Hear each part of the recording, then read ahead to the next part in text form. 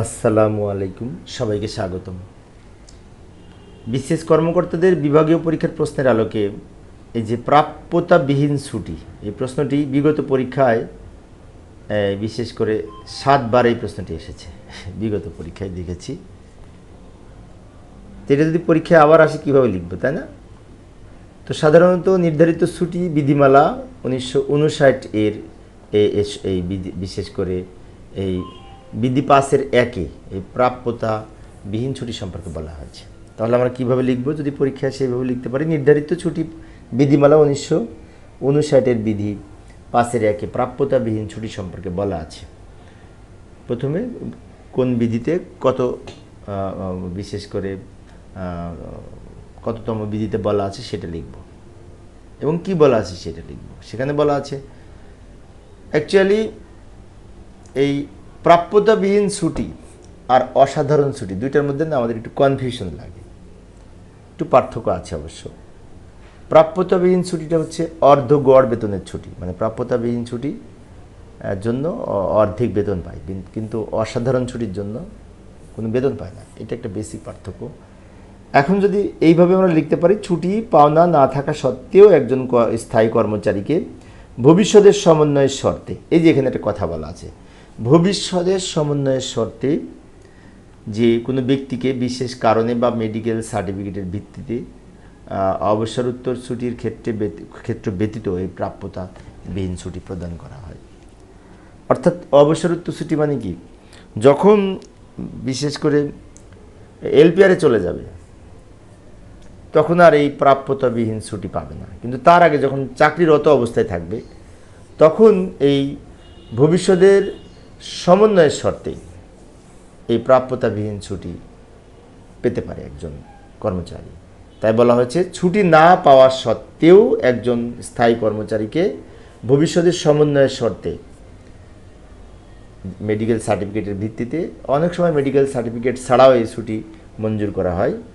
Medical সার্টিফিকেটের ভিত্তিতে সর্বোচ্চ 12 মাস এবং মেডিকেল সার্টিফিকেট ব্যতীত সর্বোচ্চ 3 মাস পর্যন্ত অর্ধ গড় বেতনে প্রাপ্যতাবিহীন ছুটির প্রদান করা যাবে। তো এই যে এখানে বেশ কয়েকটা বৈশিষ্ট্য আছে। একটা বৈশিষ্ট্য হচ্ছে ছুটি না পাওনা থাকা শর্তে, মানে কি আমার ছুটি কোনো পাওনা নেই, সব ছুটি শেষ, সেক্ষেত্রে ভবিষ্যতে যদি ছুটি পাওনা হয় সেখান থেকে আমি সমন্বয় করব, তাহলে ভবিষ্যতের সমন্বয়ের শর্তে, এটা একটা বৈশিষ্ট্য। আর একটা বৈশিষ্ট্য হচ্ছে এই বিশেষ করে অর্ধগড় বেতনে, অর্থাৎ গড় বেতন না, অর্ধগড় বেতন মানে কি হাফ বেতন পাবে ওই সময়। আর মেডিকেল সার্টিফিকেট থাকলে 12 মাস এবং মেডিকেল সার্টিফিকেট না থাকলে 3 মাস পর্যন্ত এই অর্ধগড় বেতনের ছুটি বা প্রাপ্যতাবিহীন ছুটি পেতে পারে। এটার উপর ভিত্তি করে আমরা হয়তো যতটুকু পারি লিখতে পারবো। তো এবার আসি আরেকটা প্রশ্ন, সেটি হচ্ছে অসাধারণ ছুটি। অসাধারণ ছুটিটা 12 বার এসছে পরীক্ষায়, বিগত পরীক্ষায় অসাধারণ ছুটিটা 12 বার এসছে। অসাধারণ ছুটিটা হচ্ছে এই বিশেষ করে এই 9-3-এ বলেছে, নির্ধারিত ছুটি বিধিমালা 1959-এর 9-3-এ বলেছে বিধিতে এই অসাধারণ ছুটি সম্পর্কে। সেখানে বলা হয়েছে অসাধারণ ছুটি হলো সরকারি কর্মচারীদের জন্য একটি বিশেষ ছুটি, একটি বিশেষ ছুটি। অসাধারণ ছুটিটা কী ধরনের বিশেষ ছুটি? যা সাধারণত তখনই মঞ্জুর করা হয় যখন অন্যান্য ছুটি, যেমন অর্জিত ছুটি, অসুস্থতা ছুটি, নৈমিত্তিক ছুটি, এগুলো নিতে সক্ষম নন, মানে কি এগুলো নিতে পারে না, সেই সময় এই ছুটির বা এই সমস্ত ছুটির মেয়াদ শেষ হয়ে গেছে, বা ছুটিতে গেছে ছুটির মেয়াদ শেষ হয়ে গেছে, এই সময় অসাধারণ ছুটি মঞ্জুর করা হয়ে থাকে। অসাধারণ ছুটির কিছু বৈশিষ্ট্য আছে, যেমন এই ছুটিতে কোনো বেতন ভাতা প্রদান করা হয় না। অর্থাৎ কিছুক্ষণ আগে দেখলাম যে প্রাপ্যতাবিহীন ছুটিতে কিন্তু অর্ধেক বেতন পায়, আর অসাধারণ ছুটিতে কোনো বেতনই পায় না, বিনা বেতনের ছুটি এটা, তাই না? আচ্ছা, এটি অনুমোদিত হলে সরকারি ধারাবাহিকতা বজায় থাকে এবং এটি অনুমোদিত অনুপস্থিতি হিসেবে গণ্য হয় না। অর্থাৎ এই ধরনের ছুটিতে তিনি অনুপস্থিতি হিসেবে গণ্য হবেন না, তিনি ছুটিতে আছেন বলে গণ্য হবে, এবং এই ধরনের ছুটি অবশ্য অনুমোদিত হতে হবে। সংশ্লিষ্ট কর্তৃপক্ষের অনুমোদন ছাড়া এই অসাধারণ ছুটি পায় না। এবং বিশেষ প্রয়োজনে, বিশেষ করে দীর্ঘমেয়াদী অসুস্থতা, উচ্চশিক্ষা বা পারিবারিক কোনো কারণে এই ছুটি প্রদান করা হয়ে থাকে অসাধারণ ছুটি। তবে অসাধারণ ছুটি সম্পর্কে আরও কিছু তথ্য আছে, বিশেষ করে অসাধারণ ছুটির বৈশিষ্ট্য আছে। এবার অসাধারণ ছুটির কিছু শর্ত দেখব। অসাধারণ ছুটি শুধুমাত্র যথাযথ কর্তৃপক্ষের অনুমোদন সাপেক্ষে গ্রহণযোগ্য। কর্তৃপক্ষ অনুমোদন না দিলেও অসাধারণ ছুটি পাবে না। সাধারণত একবারে সর্বোচ্চ 5 বছর অসাধারণ ছুটি মঞ্জুর করা যেতে পারে, তবে বিশেষ পরিস্থিতিতে সময় বাড়ানো যেতে পারে। এমনি নর্মালি সর্বোচ্চ 5 বছর, বিশেষ পরিস্থিতিতে ব্যতিক্রম ক্ষেত্রে বাড়ানো যেতে পারে, সেটা ব্যতিক্রম। কোনো সরকারি কর্মচারী যদি ছুটির বিশেষ করে মেয়াদ শেষ হয়ে যাওয়ার পরেও অনুপস্থিত থাকতে চান, তবে তিনি অসাধারণ ছুটি আবেদন করতে পারেন।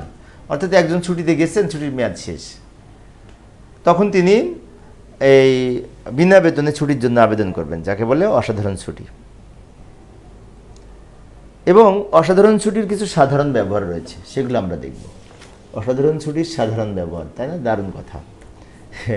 শারীরিক ও মানসিক অসুস্থতার কারণে দীর্ঘদিন কর্মে অনুপস্থিত থাকলে সেটি অসাধারণ ছুটি হিসেবে গণ্য হয়। উচ্চশিক্ষা বা বিশেষ প্রশিক্ষণের ক্ষেত্রে এই ছুটি নিতে হলে পারিবারিক বা ব্যক্তিগত জরুরি কারণে এই বিভিন্ন সময় এই ধরনের ছুটি, নির্দিষ্ট বিরতি চান, যার কারণে এই ছুটি মঞ্জুর করা হয়। এবং যদি কর্মচারী কোনো বিশেষ কাজে নিযুক্ত হতে চান, তবে অনুমোদন সাপেক্ষে এই ছুটি পেতে পারেন।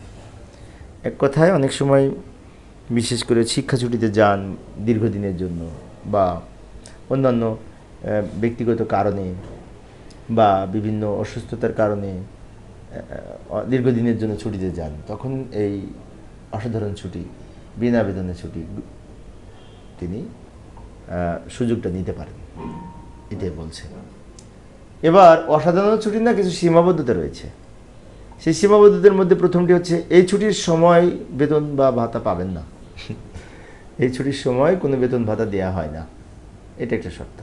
কিন্তু ওই যে কিছুক্ষণ আগে বললাম, এই আমাদের আর একটা ছুটি ছিল না, সেটি হচ্ছে প্রাপ্যতাবিহীন ছুটি, সেখানে কিন্তু অর্ধগড়ে বেতন পান। আরেকটা শর্ত হচ্ছে, এই ছুটি অনুমোদিত না হলে কর্মচারীর অনুপস্থিতিতে শৃঙ্খলা ভঙ্গ হিসেবে বিবেচিত হতে পারে। মানে এই ছুটি যদি অনুমোদন না হয়, অনুমোদন না হওয়ার পরেও যদি অনুপস্থিত থাকে, শৃঙ্খলা ভঙ্গ হিসেবে এই বিবেচিত হবে, এ কথা বলছে।